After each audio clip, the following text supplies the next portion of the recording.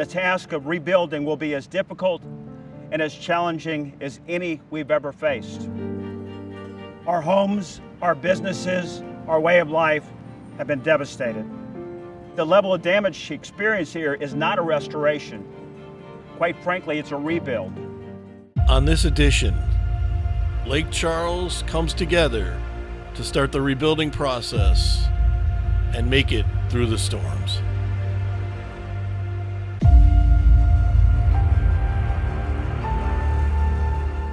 I live in Sulphur, so we get back originally to my house, and that was it was heartbreaking.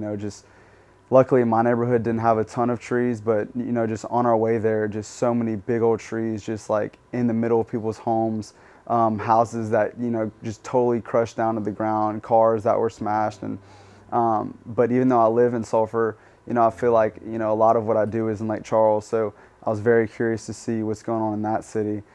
So my dad and I basically drive over that bridge right into Lake Charles, and the first thing you see is the Capital One building in that downtown area, just totally destroyed. All the windows out, buildings, just crazy. And it was just hard because it's somewhere that I've just come to be like so a part of. Like the city is home for me in Lake Charles, and they do so much for me. All the businesses that I would see, they always help us. They feed us, give us meals.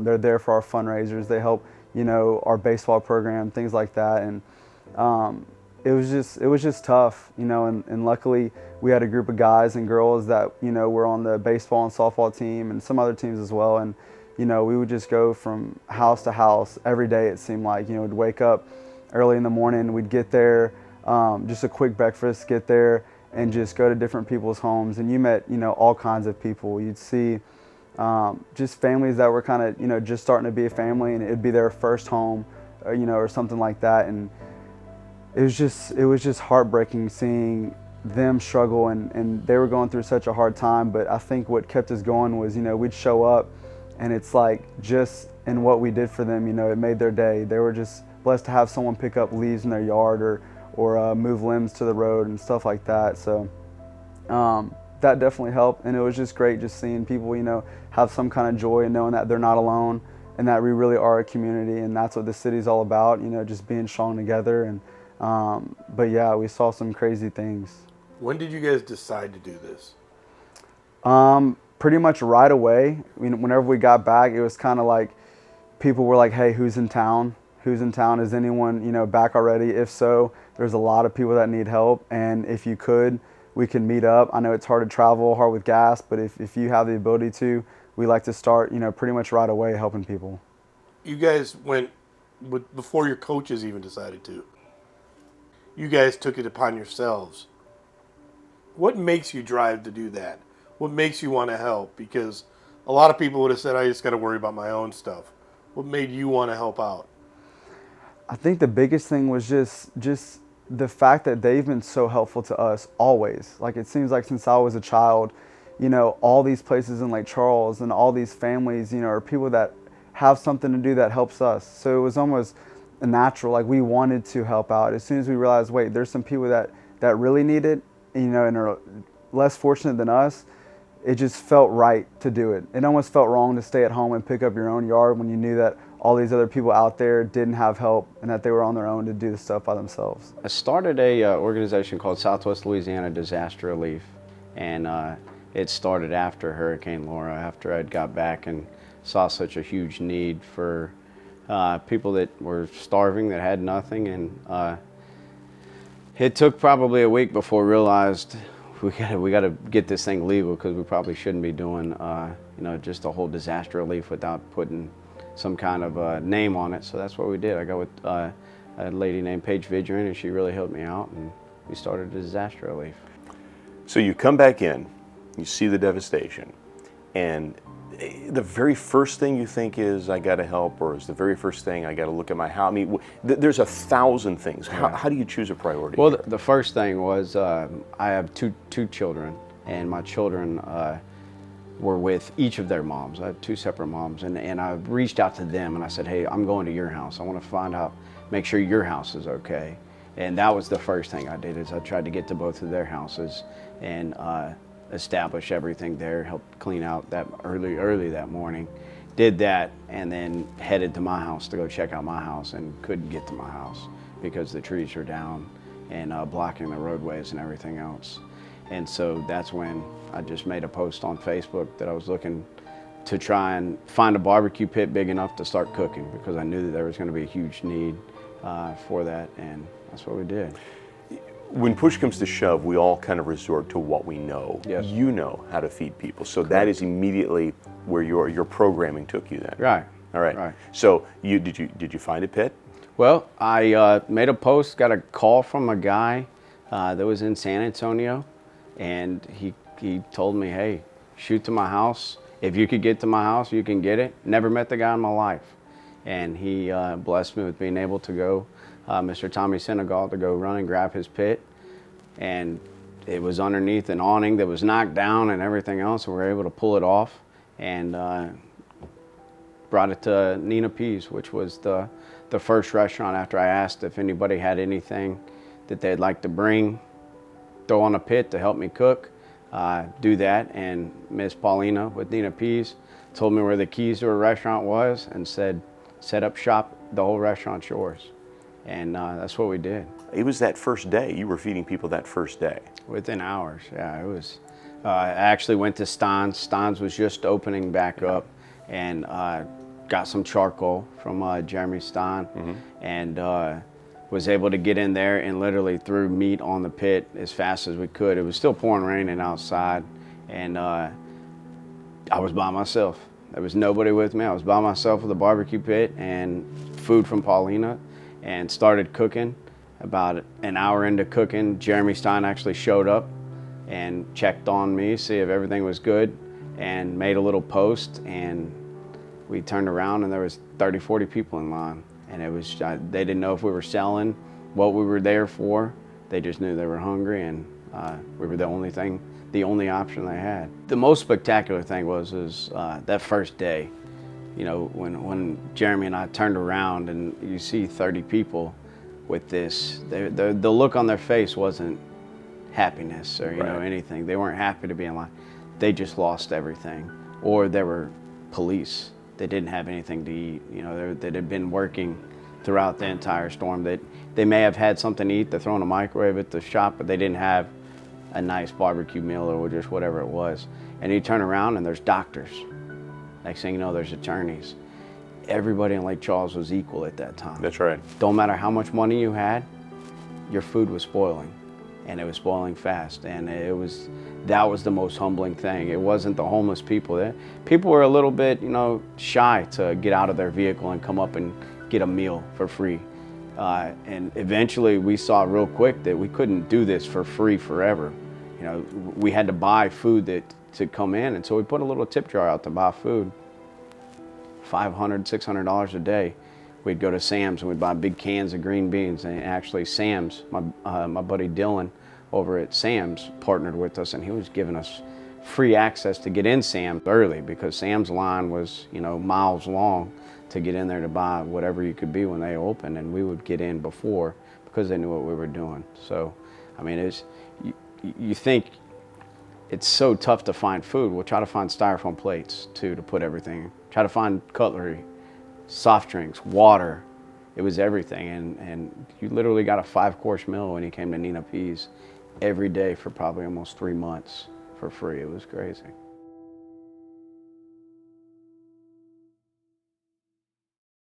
When you depend on the weather for your livelihood, one bad season can knock you off your feet. At Sunshine Quality Solutions, we understand that living in Louisiana can mean unprecedented natural disasters. And this hurricane season is no different. Whether you own a John Deere 9X, a 1023E, or even something really small, hurricanes affect us all the same. In these trying times, we hope you stay safe and know that you're not alone. I couldn't thank the Brazier Law Firm enough for what they've done for me and my family. It took all the stress of dealing with this off of my shoulders. I'm living in a travel trailer in my driveway, and I'm thinking if it wasn't for the Brazier Law Firm, this might be my house for the rest of my life. They will work for you, they will fight for you, and they really take pride in their work and what they do and making sure that their client is the number one priority. Do you have a brick home? Did you know that major storms can shift brick and cause unseen structural damage to your home? The easiest way to find out if this has happened to your home is to simply push on your brick and see if it moves. And if it does, call us immediately. Time is running out to file your brick claim on your home. Visit www.brickclaims.com or call us at 337-496-5131 today. At Kenny Fuselier and Company, we sell the tough stuff: hardwoods, tile, vinyl, carpet, and stone. Floors that can withstand years of kids, pets, accidents, spills. And we're much more than just durable flooring. We can complete your look with wallpaper, custom window blinds, shutters, and awnings. With thousands of choices, professional installers, and over 35 years of experience, at Kenny Fuselier, you can walk, tap, and even rollerblade on our reputation. Eco Roof and Solar is Louisiana's trusted roofing leader, specializing in storm restoration for commercial and residential projects, working closely with your insurance company to negotiate and fully restore your home or business. With an A+ Better Business Bureau rating, Eco Roof and Solar is Louisiana strong. Call 337-221-4113 to schedule your complimentary inspection. That's 337-221-4113, or visit us at ecoroofinsolar.com.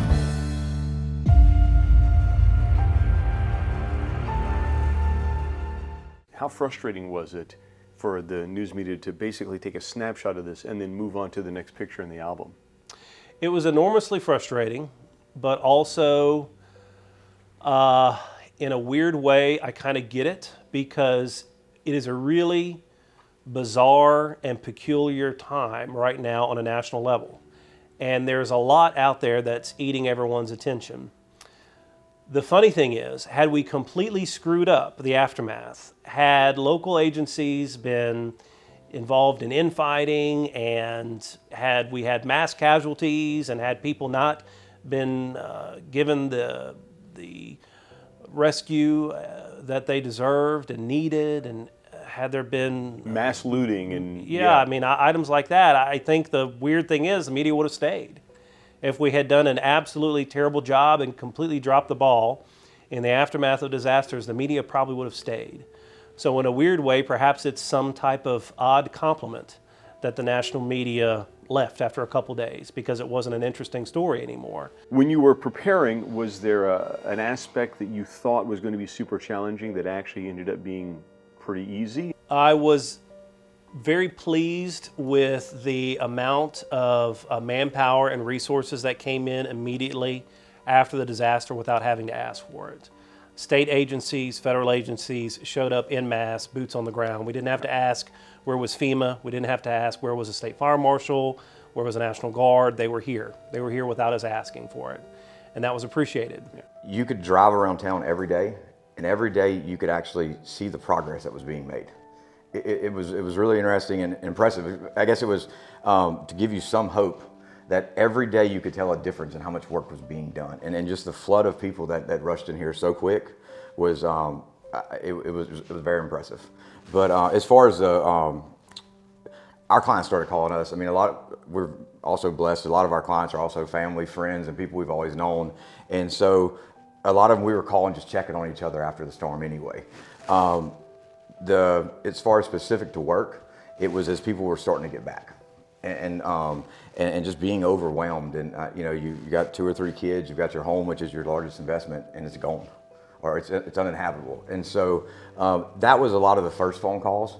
It wasn't necessarily from the legal aspect, but it was just kind of those general questions of what do I do? Even people that had been through hurricanes, had been through Rita. It was nothing like it was this time. I believe that everyone is put in a situation and in a place at a certain time for a certain reason. And at that moment, I truly felt like this was my calling. My calling was to help our president rebuild this university, to help this community rebuild. But it became so clear to me that day that this was my new calling, was to lock in here, stay here, and help this community and university rebuild. Within 24 hours, we had secured from McDonald's corporate their McRig, and that is a full-size tractor trailer McDonald's restaurant in a box, if you will. And how long was it here? And do you have any idea how many people it served? Yeah, so it was here for 6 days. We got it in, I think, that Tuesday, and it stayed through the rest of the week. And we served upwards, it was very difficult to keep count. Sure. But we served, cheeseburger, small fry, and bottled water to, however many people were in every car. We served upward of 10,000 people that week.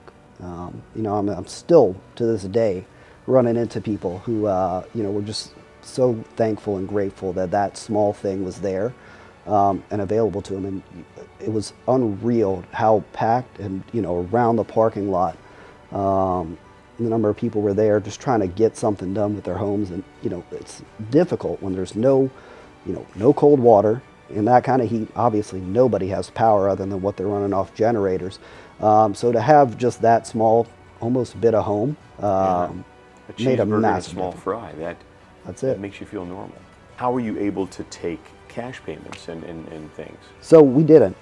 This was completely free for the community. That was part of, again, streamlining and finding a way to support the community and getting everybody taken care of as quick as we could.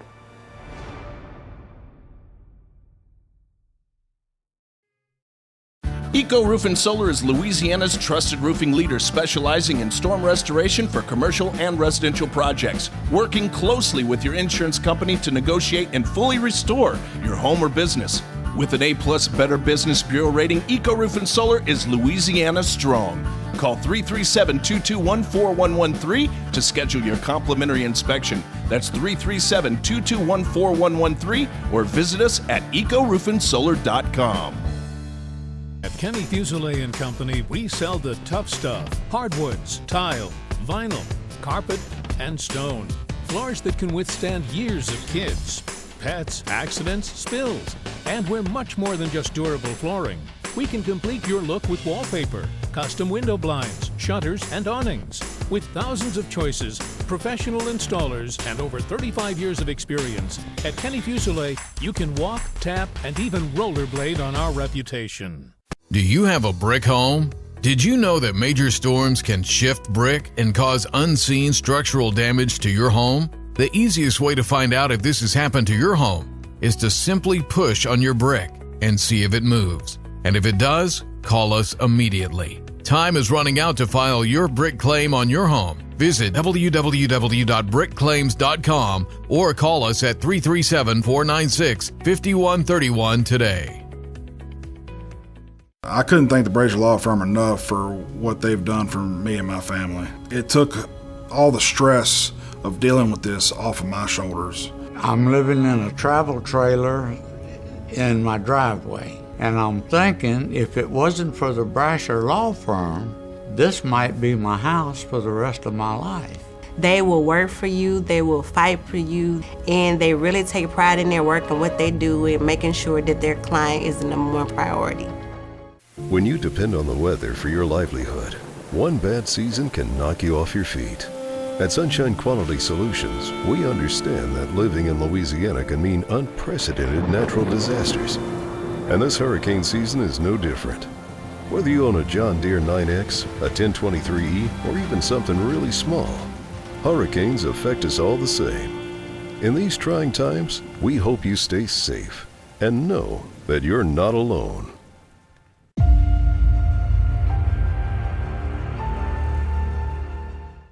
I visited here shortly before you opened, but shortly after the hurricane in that little period of time.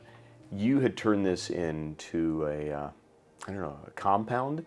It was you had supplies. It was like Sam's Club in the back. We tried to. Who was that for? Once we realized that, like I said, we realized this is not going to be a we're back up and running in a few days thing. We realized this is going to be weeks or even months to repair.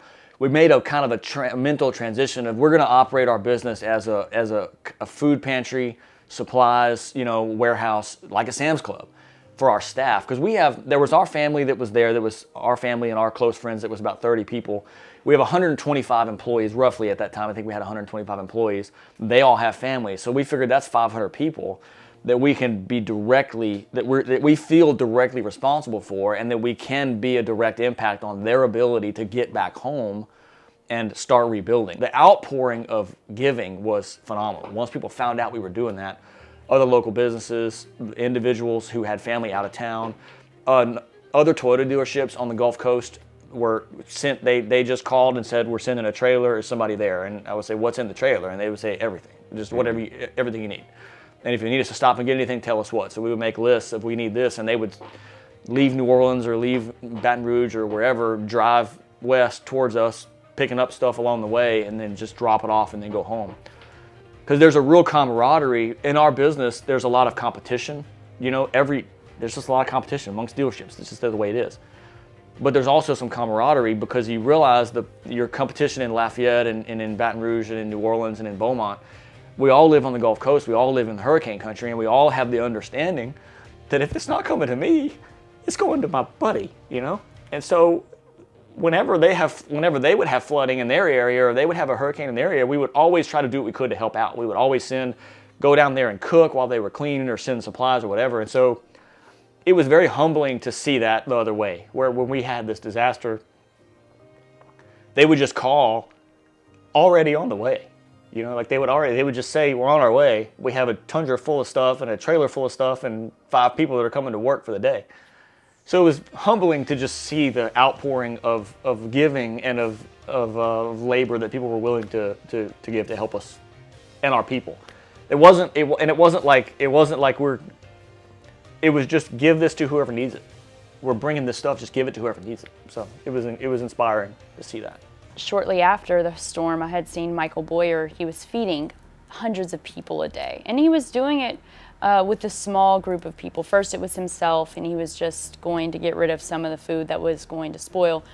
And then when I realized it was a mission and people needed to eat, because there were good people who just had nowhere to stay, so they went home. And there was nothing to eat, and they couldn't store food, they couldn't cook food, so his efforts were needed. So I started sharing his posts just with my following online, and then when I would come in, I would serve with him.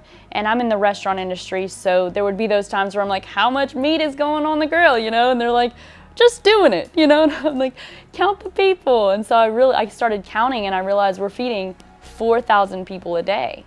And I was thinking, wow, what a massive effort here. Yeah. And so many people in the community were helping and stepping up and volunteering. And so when I had gone to my business, Buffy's, and I had looked around, I emotionally couldn't handle the cleanup at that time, or like the reality of it.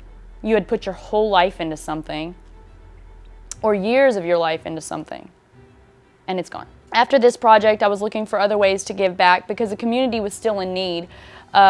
But we all had gone back to our regular lives. So my goal was, the question I had asked myself was, how do I give back and make an impact in a big way without it being something that takes of me too much to where I'm not able to, like, I need to fill my cup. So how do I give back in a big way with the most amount of people, each one giving just enough effort? Yet still have balance. Yes. How do I give back in a big way and still have balance? What's the answer to that? So we started with, I got friends with Casa Mignana, Que Pasa, 121, Artisan Bistro, The James, Cala, Luna, Steamboat Bills, I mean, you name it. These are all the usual suspects here. Nina P's, the hearts of the, yes. I mean, we have big hearts in this community. All I had to do was send out one text, guys, are y'all ready to give? And they're like, sign me up, okay? And so we decided that giving a commercial-sized box of food away, non-perishable items, to Water's Edge a week for a couple months would allow them to feed a massive amount of people. So even to this day, we had to stop that mission during the floods, but to this day, they're still using that food that we donated. I actually am so excited about the vision that I have for this city, because right now it's a blank slate. And what I see is our culture so deeply embedded in ways that we can share, like we can we can light a brighter future for those around us, right? Our culture is food, it's dance, it's fun, it's playful, it's the crawfish boils, it's the Zydeco's, it's the hanging out in the backyard with the buddies, drinking a beer, you know, like community, fun, and hard work. Like, let's not overlook the fact that we have some of the most hardworking people in this area. We have some tough people down here. Yeah. Like when we were serving food, there were good, hardworking people tipping $20 in the jar because they have the money, they just had nowhere to eat. Pride, they have a lot of dignity in who they are and what they've created around here, in the community we've created. Because we all friends. It doesn't matter. Like, we have our opinions and everybody's got their beliefs and they're different from everybody else. But when you need a helping hand, we're showing up. And we have, and we've proven it. And I am so dedicated to this work now. So at first, before we had started the fundraising, I was like, yeah, you say you're gonna support me, I'm gonna give away a month's worth of profits.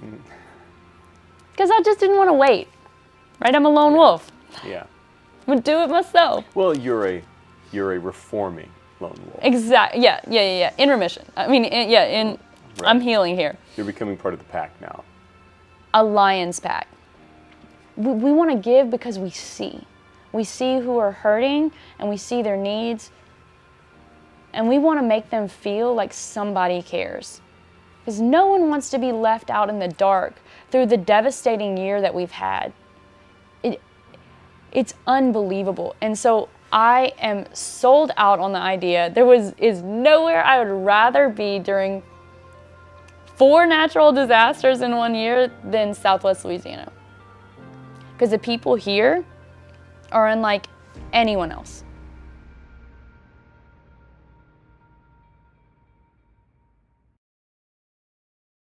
Unfortunately, Louisiana will at some point experience another hurricane, and it's important to obtain flood insurance.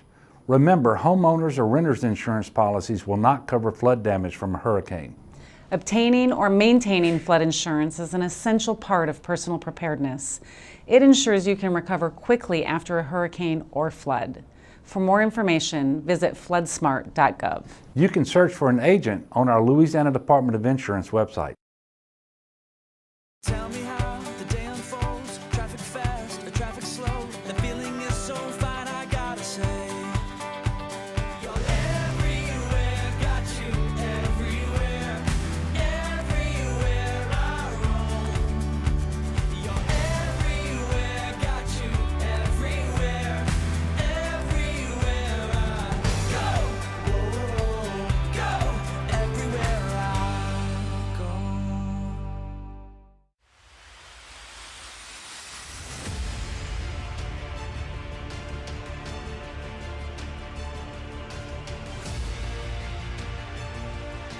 What 2 hurricanes and 2 weather disasters taught us more than anything else is that Lake Charles can survive, it can thrive, and it promises to be even better as we all have come through the storms. We've all gotten a taste of what destruction brings. Because we leveled out, got shaken up, but something stayed, and that's the heart.